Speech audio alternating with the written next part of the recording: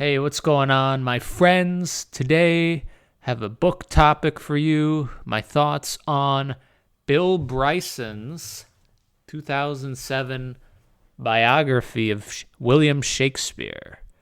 This is Shakespeare, The World as Stage. And this book, published by Harper Perennial, is part of a series called Eminent Lives, which is a list of biography titles that are designed to be shorter in nature than a lot of other biographies that are quite thick. This book comes in at a little under 200 pages, and I think that is good for a biography of Shakespeare. It's the second biography of Shakespeare that I've read. The first being Anthony Burgess's book, just called Shakespeare, which I have in a really cool, like art-sized paperback from Penguin with glossy pages. That book is really cool, but Anthony Burgess really indulges in his speculation and his literary wit there, so it can get a bit off the rails. But going back to Bryson and Shakespeare World as Stage, I did like this book. I thought it was concise and amusing, and it gets across the Elizabethan time period that Shakespeare grew up in and worked in, and also the early Stuart period, because King James came into power in England in 1603, and Shakespeare had 13 more years of life with King James after Elizabeth died. But to talk about this book, the good and the bad, start with the good. I think that Bill Bryson did a good job of explaining. In the beginning, he explains like why we don't know much about Shakespeare the man, and there's all sorts of scholars that will tell you they know things, but based on the evidence, it's mostly conjecture, and there's only a few dozen documents that actually, other than Shakespeare's plays themselves, that lend credence to anything he's ever done in his life. And if we expand that to his immediate family, the list only gets a little bit bigger. And Bryson talks about that and how even the few pictures that we have of him are dated, and we're not actually sure if he looked like that.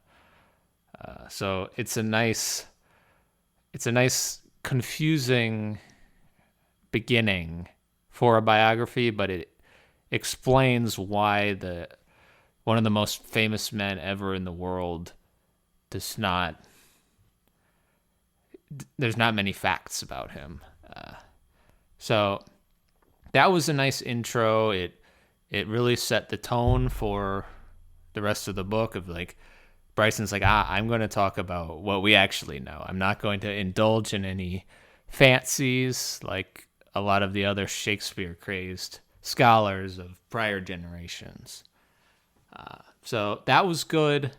And I also thought Bryson did a great job of refuting this is in the last chapter. I think he did a great job of refuting all the claims of going back to these crazy scholars, of people trying to say that William Shakespeare was actually somebody else. He was Francis Bacon or the Earl of Hamwich or Queen Elizabeth, something.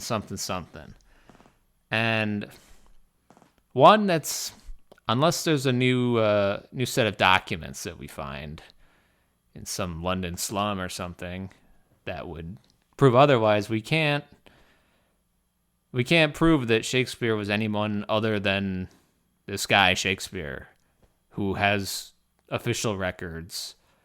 And the last name can be tweaked a little because the Elizabethans didn't care about spelling. They they were willy-nilly. And to use a quote that Shakespeare did coin, they played fast and loose with grammar and such. I think it got a little more standardized after the King James Bible, but that was at the end of Shakespeare's life.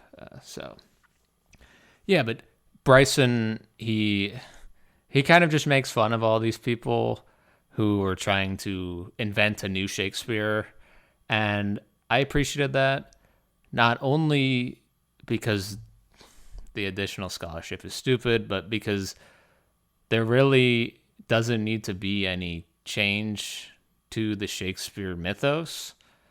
Like, it's been 400 years and we've created this literary giant of a figure who's totally iconic. It's William Shakespeare, obviously. And to take away from that and say, oh, it was Joe Schmo from Norwich or something. Who cares if it was Joe Schmo? Like, that doesn't add anything. That doesn't make Shakespeare cooler. It makes it worse, I think. The only thing that can do is ruin Shakespeare for people. So I think everybody should stop pursuing all these Francis Bacon leads or whatever. I'm not a scholar or anything. I haven't read all the Shakespeare plays, so take my words with a grain of salt, of course, as you should take all words of mine. But I'm fully in the camp of what Bryson was saying about let Shakespeare be Shakespeare. So I liked the beginning and I liked the end. Everything in the middle was a decently chronological account of Shakespeare's life. You go from the early years to called the lost years, or we don't know what he was doing at all. No documents there. Then kind of the golden years, or when he was famous and cranking out all these plays. Then the shift from Queen Elizabeth to King James, and then his death. And it was solid, informational. Bryson throws in some humorous anecdotes and other things that were happening at the time. I learned a decent amount about the city of London itself and the golden age of theater that it had, and a little bit about the religion at the time, the clashes between Protestantism and Catholicism, the powder treason, and the English defeat of the Spanish Armada in 1587? I don't know. Don't quote me on that. I haven't done much reading on this time period, as you may have guessed.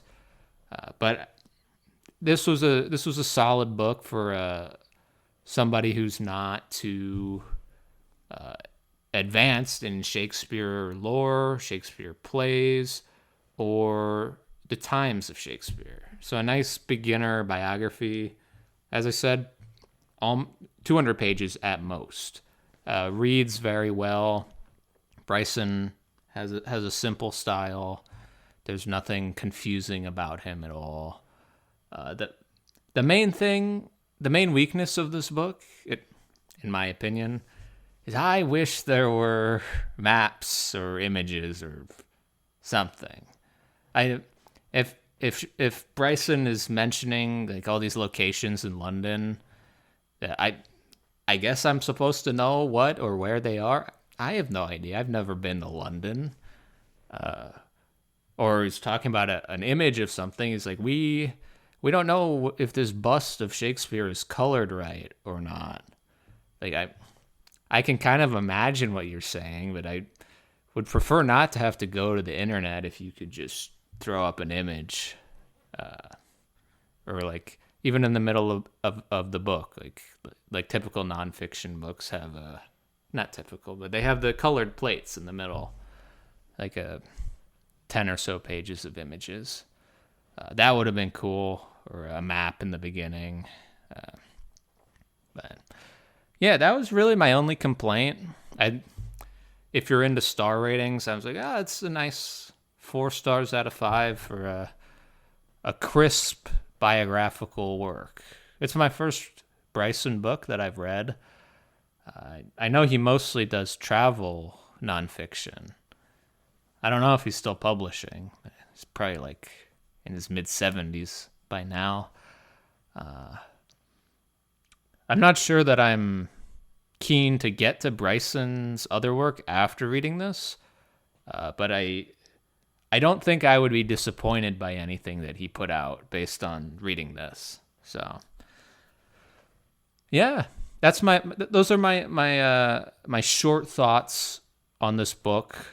I'm not going to get into just facts about Shakespeare and the plays because, one, I haven't read too many of the plays or seen too many of the plays, so I don't want to come across as some Shakespeare aficionado when I'm totally not.